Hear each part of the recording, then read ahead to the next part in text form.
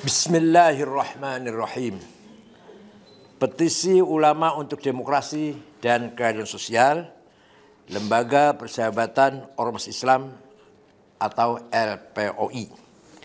Sebagai negara demokrasi berpenduduk muslim terbesar di dunia dan sebagai negara Pancasila yang menjunjung tinggi nilai-nilai kemanusiaan dan keadilan sosial, wajib hukumnya setiap warga negaranya dengan tanpa terkecuali untuk berkomitmen terhadap kokohnya demokrasi dan tegaknya keadilan sosial. Demokrasi harus dijunjung tinggi, keadilan sosial harus diimplementasikan dengan tanpa membeda-bedakan satu sama lain. Semua warga bangsa harus mendapatkan hak dan menjalani kewajiban yang sama, serta harus tak patuh terhadap konstitusi dan peraturan perundang-undangan. Pelanggaran terhadap konstitusi dan peraturan perundang-undangan adalah bentuk ketidakpatuhan terhadap hukum dan pelanggaran yang menyalahi norma-norma keadilan dan tidak bisa dibiarkan. Negara tetap harus tegak berdiri dengan tata kelola yang demokratis, adil dan berpihak pada kepentingan rakyat. Penyalahgunaan kekuasaan dan pemanfaatan sumber daya alam maka untuk kepentingan pribadi dan golongan adalah bentuk kezaliman yang tidak bisa ditolerir. Saya ulangi, penyalahgunaan kekuasaan dan pemanfaatan sumber daya negara untuk kepentingan pribadi dan golongan adalah bentuk kezaliman yang tidak bisa dibenarkan. Islam menjunjung tinggi nilai-nilai keadilan sebagaimana diperintahkan untuk berbuat adil sebagai parameter ketakwaan. Wala yajrimannakum syana'anu qaumin ala alla ta'dilu i'dilu wa qul bittaqwa. Jangan kamu berbuat tidak adil kepada orang yang tidak menyukaimu, yang tidak mendukungmu, maka berlakukanlah kepada semuanya. Islam sangat mendorong tumbuh berkembangnya demokrasi dan demokrasi tidak bertentangan dengan Islam.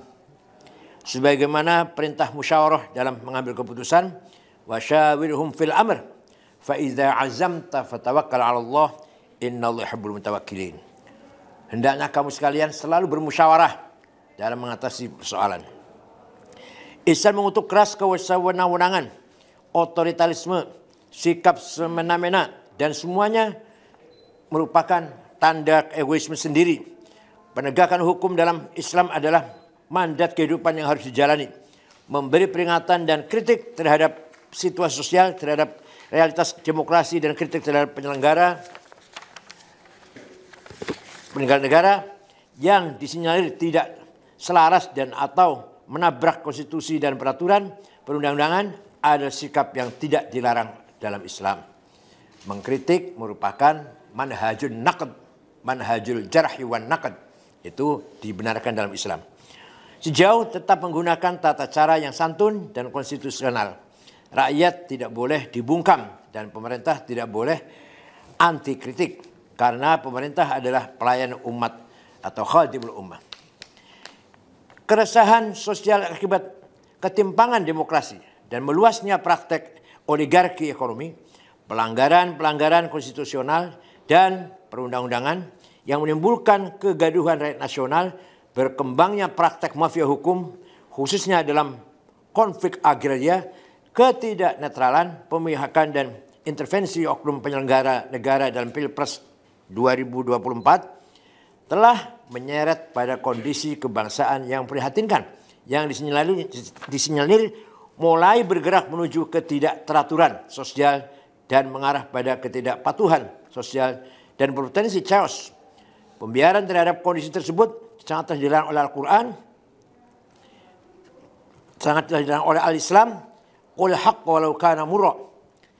Masyarakat membutuhkan kepastian hukum, pelindungan dan rasa aman dan nyaman. Pembiaran terhadap kondisi tersebut akan berdampak sistemik terhadap masa depan demokrasi dan masa depan keadilan sosial di Indonesia.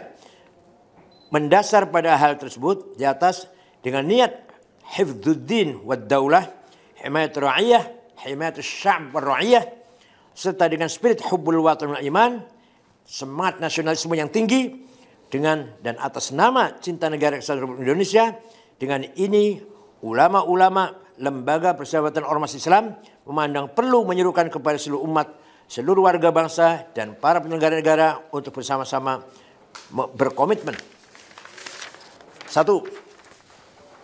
Menjunjung demokrasi dan menegakkan konstitusi dengan cara-cara yang konstitusional. Dan bila nyata-nyata terjadi pelanggaran, segera ambil tindakan seadil-adilnya, selaras hati nurani rakyat. 2. Mewujudkan pemerataan ekonomi dari mewujudkan keadilan sosial bagi seluruh rakyat Indonesia tanpa terkecuali. 3. Memberantas mafia hukum, mafia tanah, dan praktek oligarki yang merugikan bangsa, serta mengakhiri berbagai kesewenang-wenangan yang merugikan kepentingan rakyat. 4. Mewujudkan penyelenggara pemilu 2024 secara langsung, umum, bebas, rahasia, jujur, adil, damai, dan menolak terhadap berbagai intervensi oknum penyelenggara negara dalam Pilpres tahun 2024.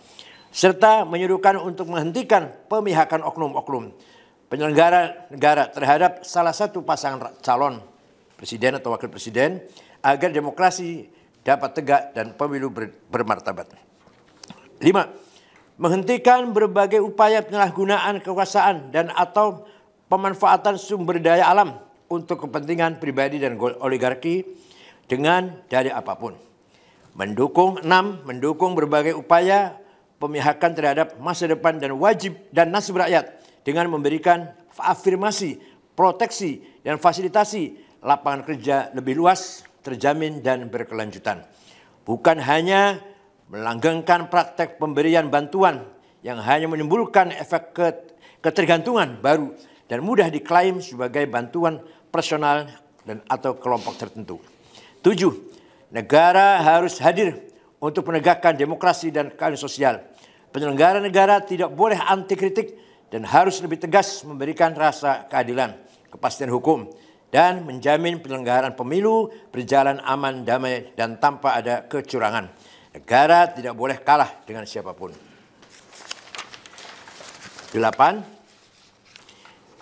Menjaga keutuhan, persatuan, dan kesatuan, serta mewujudkan situasi damai dan menjaga tata kelola negara secara konstitusional.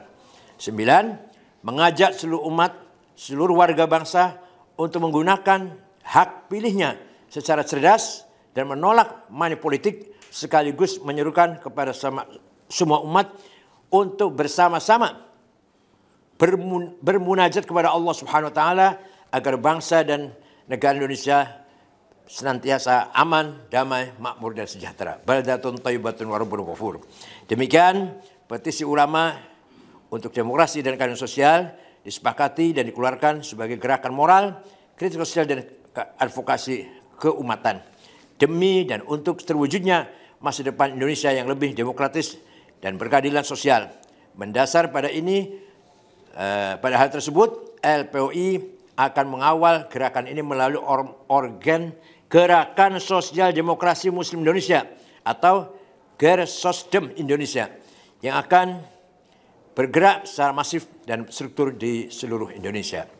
Jakarta, 7 Februari 2024. 1. Said Akhil Sirot, Ketua Umum LPOI. 2. Dr. Ing Bina Suhendra, Bendahara Umum, ditandatangani.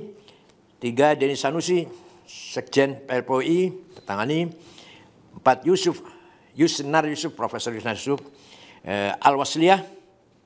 5. Haji Abdullah Zaidi dari Al-Irsyad. Ke-6 Haji Muhammad Yunus, HBMI. 7 Bakhtiar Al-Irsyad juga. 8 Sami Masih, betul ya? Sami Masih PT. 9 Muhammad Khalif Ibrahim SII. 10 Baharudin Husain IKADI. 11 Dado Binagama IKADI. 12 Yance Andrianto PUI. 13 Dr. Kiai Haji Fahmi Islam IKADI. 14 Muhammad Yasir Ibrahim SII. 15 Ibnuddin Iddat HBMI. 16 Muhammad Mukhlas HBMI. 17 Wisdan Al-Wasliyah. 18 Samsuddin Al-Wasliyah. 19 Dr. Muslihan NWDI, NWDI, 20 Husni Haris, NWDI, Lalu Mahdi, NWDI, ke-22 Naskian Junaidi, Perti, 23 Dr. Anwar Sanusi, Perti, 23, Cecep BPK MPI, 25 Jamwir A. Tanjung Al-Ittihadiyah, 26 Muhammad Faisal Persis, 27 Oke Setiadi Matul Anwar, 28 Rahmat Faisal Asosiasi Media Muslim, 29 Imam Piduduh Wakil Sekretaris LPUI, 30 Kiai Haji Ahmad Syadil Karim Matul Anwar, 31 siapa?